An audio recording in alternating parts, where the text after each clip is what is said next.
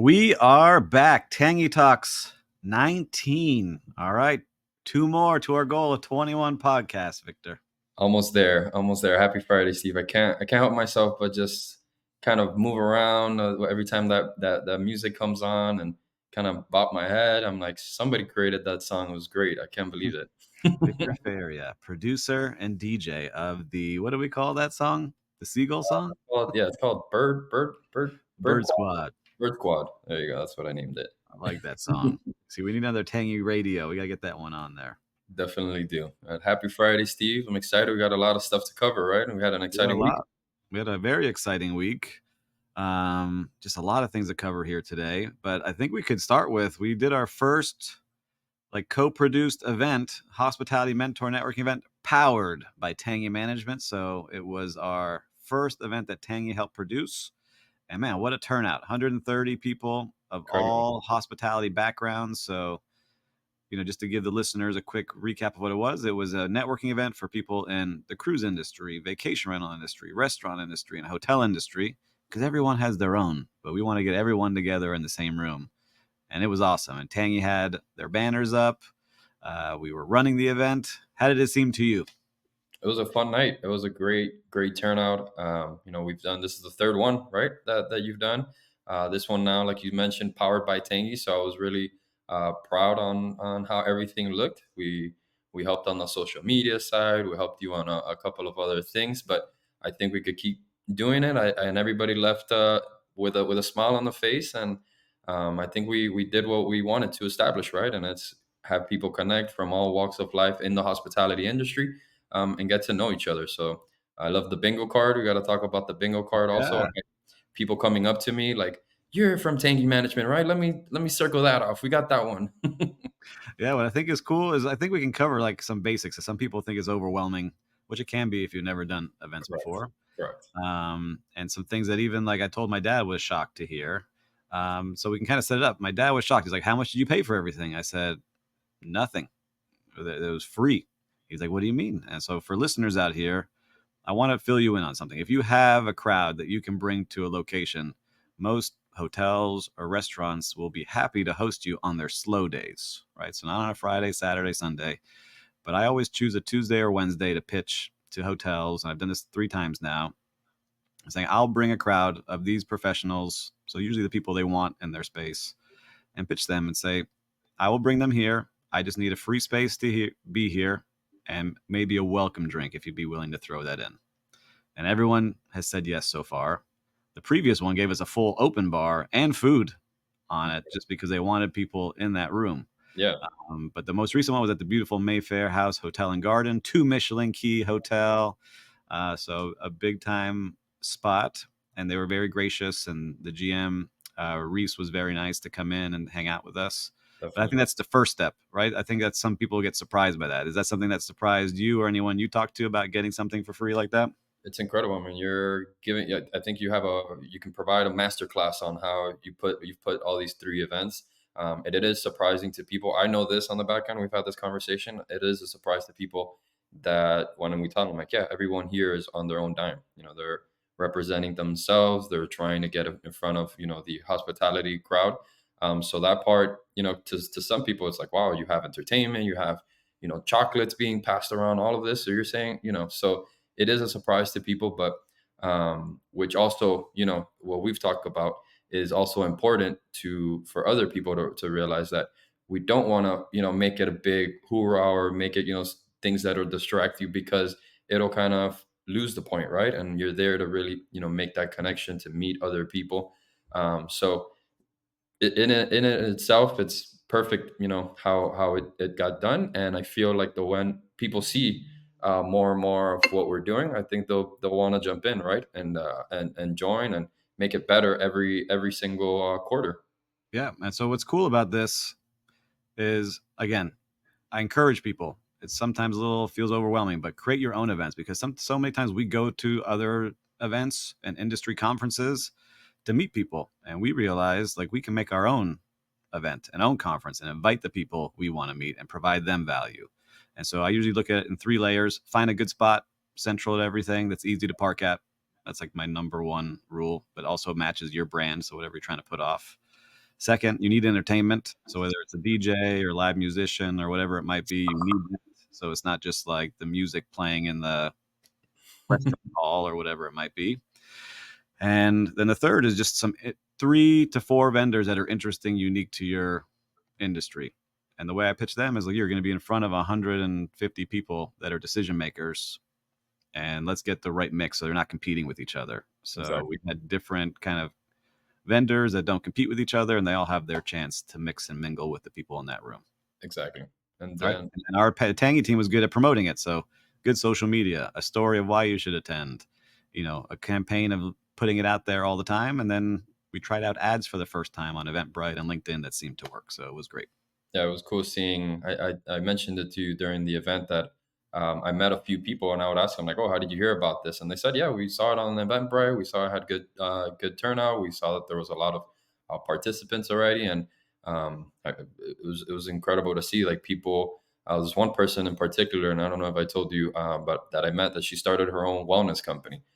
So she saw the event on Eventbrite, saw that there was going to be, general managers, directors, and she said, "This is a great opportunity for me to get in front of these people." So I thought that was so cool, and I gave her kudos for kind of stepping in and doing that. So that was awesome to see, and I think I want to add one more thing Yeah. on the note that you mentioned. It's also an event. And we do it all the time, right? We're always trying to go to conferences. We're always looking to see what's the better conferences throughout the year because we want to be there, and it's just so expensive, right? These 2 day, 3 day conferences with the hospitality networking event, you're not breaking the bank. You're not thinking, oh my god, I have to pay $600, $700 to go to this event, and it's right to the point. A lot of people go to these conferences to make these connections, and this is what it's meant for. And it's again, like I mentioned, it's not breaking the bank. So I think that's a benefit and a plus to that as well. Yeah, that's great. And look, for us, we made some money that we can now use. We're going to get some new equipment. We're going to do it. So we reinvest that money into building better events. So it's not like a big money making event for us. So some people are like, oh, you made a bunch of money. I was like, technically, yes, but we use that to reinvest to make it a better an event next time or better programming for what we do. So it's fun, but you're right. I don't want it to be something where you have to like think twice about having to spend money. So I keep increasing the price. First one wasn't much at all because we didn't know how many people. It was like $5, $10. Second event, we got up to 20. This time it started with layers. So we did 30. The Then early bird. a couple weeks later, it was 35. Then it went to 40. Then it went up to 50 the day of. So if you were last minute, you had to pay 50 to get in there. Just like when a project's selling out, the ticket prices go up. And that's Well, how it works. So, but we sold out, which was awesome. But I encourage people. I think the key to this is you can craft the people you want in a room if you put on something that's of value to them. And so I think that's something unique for us to kind of think about. And I know we have some tweaks we want to make. Like it was the first time we had our Tangy banner, and like there was tables, but maybe it's not that next time. Maybe not so conferencey. Maybe it's something else that we can do. oh, we have the opportunity to create ideas and make something really different and innovative. I heard from 2, 3 people that were there that it's like the best networking event that they've been to. So that tells us a lot. And then That's what also awesome. tells me a lot is all the familiar faces, people that have been there Keep since coming the back. first. So obviously, it touched them, or they enjoyed it so much that they're gonna continue going to these. So we know we have our secured group and people that really like this. Maybe we could do something special or membership. We're creating ideas as we go. So I think that'll be Yeah, that'll I be a like cool it. little concept. Pay a membership and you're in. Lifetime membership. We'll get a Lifetime seat. membership. We see with an NFT or something. I don't know. We'll go. Now we're getting to different layers. But I think it was fun. And the other thing I did, we shrunk it down to 2 hours this time versus three, and Right. I think that was perfect. 2 hours, you knock it out, in there, out of there. Everyone's busy. But that peak hour, it was awesome to look around at that like 7 p.m. time and see everyone in that room. It Yeah. was pretty cool. I think that was perfect. I think that was perfect, and I think we got every layer of hospitality because we even had restaurant groups, restaurant owners, Hmm. really cater to the hospitality field in its own. So trying to see or trying to think of as we're speaking, what other industry within hospitality can we reach out? So we Yeah, I wanted some of the yacht people there. I invited some people. right They came to the first one, my Four Seasons yacht friends, but I couldn't get them to this one. So, but I want to learn more about that industry. I don't have enough knowledge on like the mega yachts. I think that's a either. cool a cool industry to be in. I've been on one yacht before. I believe it's the Mayfair, the one next to the Continental. I don't think it was. Yeah, It's there anymore. Intercontinental. Yeah, it's still Intercontinental there. still there. I haven't been by Hmm. there in so long. But yeah, we went to an event there that you invited me to. I There you went. go. You I went see? with my wife that they were doing an opening. It was such a fun time. So I don't know much about that industry either, but it's definitely another one that is booming as well. Yeah, so yacht people, if you're listening, we want you to come on out to the next one. We're gonna do it in the fourth quarter. Yeah, The other cool thing is I have destinations reaching out to me. I don't think I told you this. I've had 4 people Mhm. reach out from different locations. Really. One hotel, not the one hotel, a hotel, a restaurant group, a convention hall, which isn't, we'll see about that. Not hating on you guys, and then an event space. So let's see And you're what happens. saying outside of South Florida or No, within here they want us to experience? come host Okay. the next event there. So Yeah, we already have people that are seeing the success and the people that were there in the pictures because we posted it. And if you want to see, you can go to the hospitalitymentor.com and see all the pictures of people that were there and what the vibe was like. that's awesome, man. So yeah, we have a lot to think about and so many opportunities and ideas. So yeah, well, hopefully everyone comes again for the next one. And like you said, the yacht people, if you're listening, come on board. No pun Yeah, intended. people, cruise people, come on. We had the restaurant, hotel, vacation rental there, so we need to keep growing them. There you go. But talking about different, like look at my segue here, professional segue. Talking about different industries. We had that event on Wednesday. Last night was Thursday. I got to speak on a panel in front of 50 HR directors and general managers at hotels. So cool. Um, and so it was really cool to be there as a former hotelier, now hospitality entrepreneur. They wanted my feedback on both sides of the world. And we talked about a lot of things there, including, like how to retain people in hospitality, how to attract more people back into hotels specifically, about AI in hotels and how to use it. And so there's a lot of cool topics, but the one that really kind of struck with us is we're hiring a position right now. We're looking for like our right hand in operations to run our company. We Right. put out a job with a nice salary, right? So we put out a job. We can say we're not hiding the salary. We put out a job with $70,000 salary. It's posted on our job, and it's a big investment for us in a small company. But we started seeing something interesting. What did we see? That who was starting applying? We don't give names, but what positions were they that you It started seeing was coming in? it was incredible. I mean, we were obviously looking for hospitality experience, hotel experience preferred. If they had short-term rental vacation experience, also great.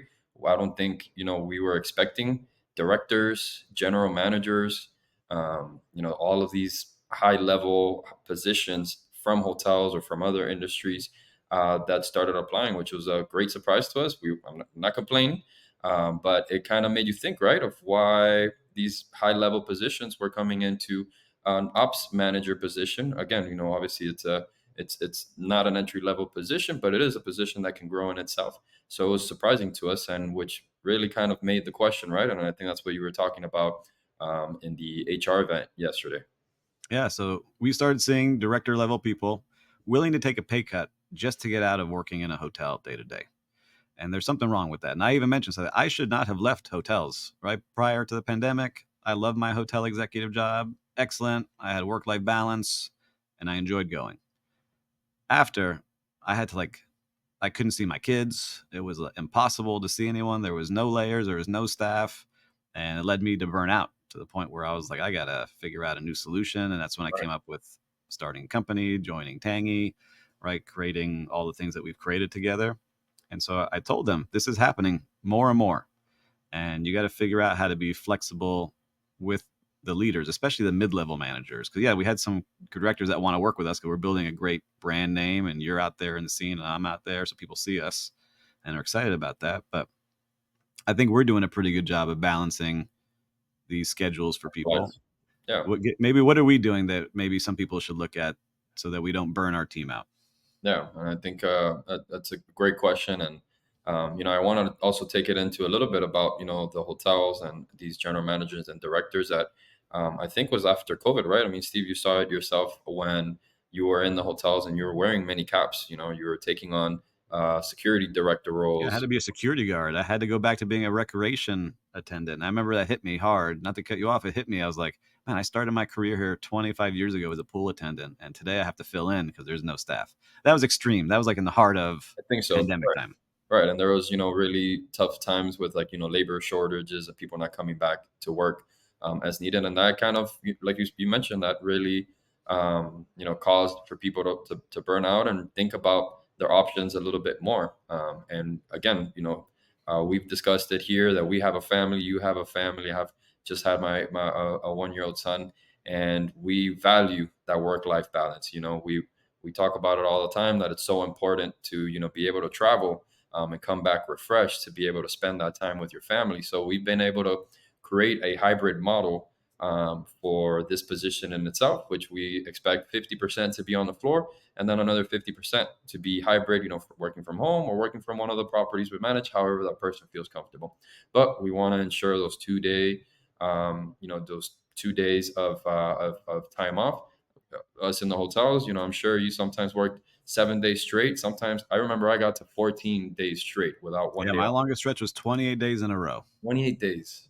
Yeah, I don't yeah. know if that's a record, but that might be No, it's just crazy. That, like, at the time, you're like, yeah, I did it, like a badge of honor. And now I look back, I'm like, man, I gave so much to a tough. company That was that tough. didn't give me too much back. And it's so much sacrifice, and I myself personally, when I started in the hospitality field, I my goal was to be a general manager of hotel, and I'm sure it was for you as well. But then looking inside, from within, I saw our general manager at the hotel that we were working in coming in at 6 in the morning, leaving at 8 9 p.m. And I was like, that person had a family, kids as well. And I'm like, is that the life, like, that we want to continue leading and not really be there with the family? Not a knock to anybody that is currently, a general manager or director and No, putting in they the know, they acknowledge it. Especially kudos last to night, them. my eyes were open. They all know. It's so hard, right? I mean, we've seen it, and they put in so much time, and it's so much hard work, and I respect it. But now more than ever, especially now with having my first son, I see it. It's work life balance is so important because if you burn yourself out, you're not giving your best effort, you're not giving your best ideas, you're not working in the best capacity. Some people might see that outside in and saying, "Oh, what's wrong, with Victor? Why is he?" look like that, or why is he down, is something wrong, and it starts making things up in that person's mind. So being fresh, having that the clarity breaks that we discuss so much about, and having that once twice a week, being able to be with your family, taking walks. I just came from Italy, where I mentioned to you that everybody there is walks, so they have their lunch and then they go for a walk. Being out in the sun, it's so important, and you don't get that time sometimes when you're in the hotel and you're in your office and you're grinding Yep. it out. So it's tough. I think about being outside. Maybe that's why I like working pool and beach the most. I was outdoors, walking around. Vitamin Good. D, man. That's Good for probably what it you, was. I said if I right? could go back to the hotel, maybe I'd just run the pool decks. Uh, I enjoyed that part of my career, but it's true. I was one step away, so I was probably the closest. I wrote it down every day. I was in mega resorts, one step away from being a GM, and I would be a GM now if I was still working in hotels of one of these places. And it just switch flipped, and I wanted to go do it for myself. And I'm 100%. lucky to have it with you and get to do some fun things and get to do a lot of cool things. So Yeah. we And continue on. But something I learned, which I'm going to find out more about, and I want to see if we can figure it out for ourselves, our company, because I talked about a couple things there. Like one is micro promotions, because a lot of young people coming up, they want to move up fast, and right, it's not like how I just said I worked 28 days in a row and worked every holiday and every weekend. It doesn't fly anymore. Is getting people moving up quickly, changing titles, give like little bonuses or promotions as they go through the year to keep people engaged. And then Peter Ricci, who's the director of hospitality for FAU Hotel School, so Florida Atlantic University, said that the Ritz Carlton and Amelia Island, the GM, took the chance after all the pushback, and he created a 3-day work week, a 4-day work week, and a 5-day work week. And people can choose what schedule they want to be on. They get paid based off of that, but you have to show up on that 3-day work week or 4-day work week or 5-day work week. So they've oh, hired people based off of that. And so he's going to send me a bunch more information on how they executed it. I'm going to try and meet the GM of Amelia Island Ritz Carlton because they're doing it to great success and they're still winning awards. And so it just shows you have to take that risk. That GM took the risk of getting potentially fired if it didn't go well, right. but it's working. And That's so incredible. I'm going to find out. I wrote to Peter Ricci this morning to see what it is, if I can find out more, because So he cool. mentioned it and a bunch of eyes rolled in the room I saw. And even one of the GMs that was on the panel was like, that's, I give them a flexible work week of 5 days, 6 days, or 7 days. Right. And that was like, boo. People started to boo in the room. So And then old school versus new school. that's what I was gonna say, and probably the reason why we're even discussing right now, right, is because of that mentality. So that's so cool. First time I'm hearing that. Yeah, me too. I like it. I know I've heard from other companies, other startups that they've done like 4-day week, and other in European countries as well. They do a lot of those benefits, and they're sometimes they show their percentages and show that the people are sometimes even more efficient. Yeah. Um, Like, I think it's cool. Like, look, if I was starting out again, like, let's say I had to leave the hotel right, again, I was going back 3 years, maybe 3 years, crazy.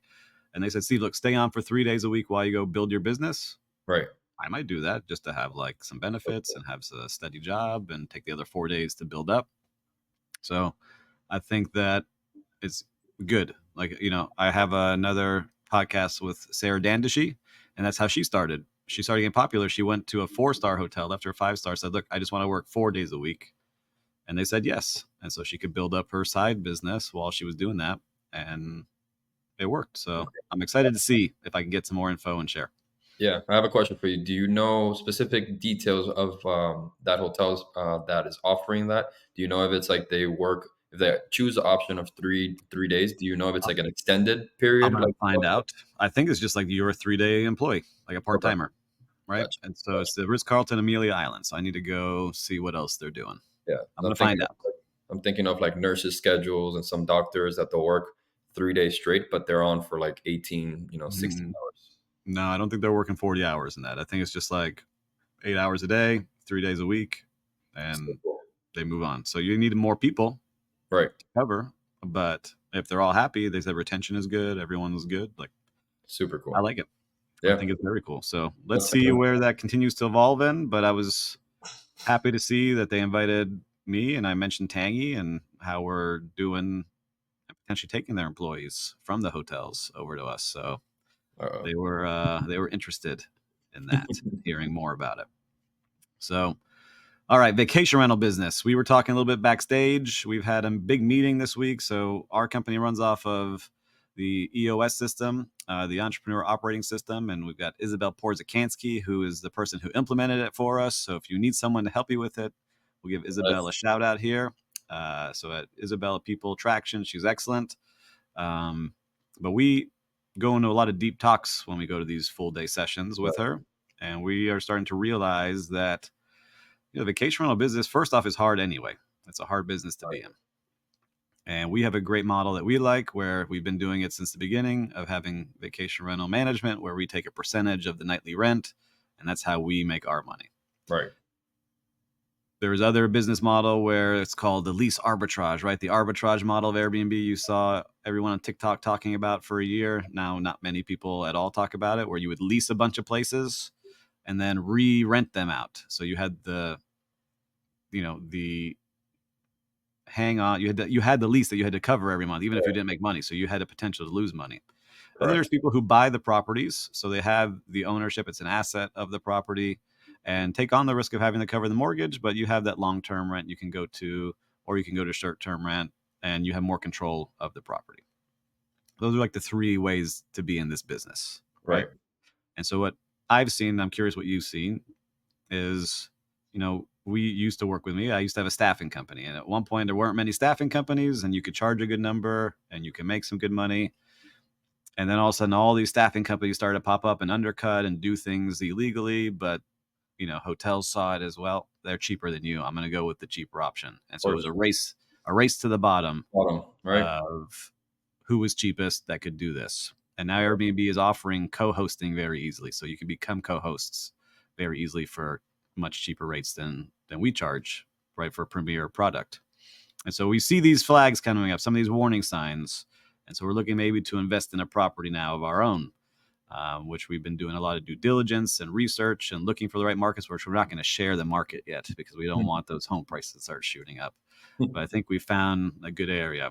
So We think I so tell too. you this because we're looking to potentially pivot away from only doing the Short management of other people's properties. term. Why? What would you share with people? Why would we be doing this? Yeah, I mean, it's I think it's a great topic, and I'm happy to that we're discussing. And we shared a little bit on our last podcast on Monday, speaking about us being undercut by another management company. To your point, Oh yeah, that's right. you had We the did. staffing company, and we were in the mix of potentially getting a contract, but then the cheaper option would always be the one to go out and win. And to us, we like see these management companies at 10%, some even as low as 5%, and we just don't understand, because us at 20%, our margins are not through the roof and are crazy. So to Slim. me, Yeah. it's very slim. To me, it's like, how can they survive? So we started kind of diving in and going into a little bit more of how that works, and we're seeing that, yeah, you are going to be being charged 10% for the nightly rate, but then there's going to be a lot of fees associated. um, let's say just a person gets locked out, it's after hours, you have to be sent, you're going to see that as a line item in your invoice at the end of the month. So you could be paying 10% upfront, but at the end of the month you may see yourself 25, 30, 40% even higher.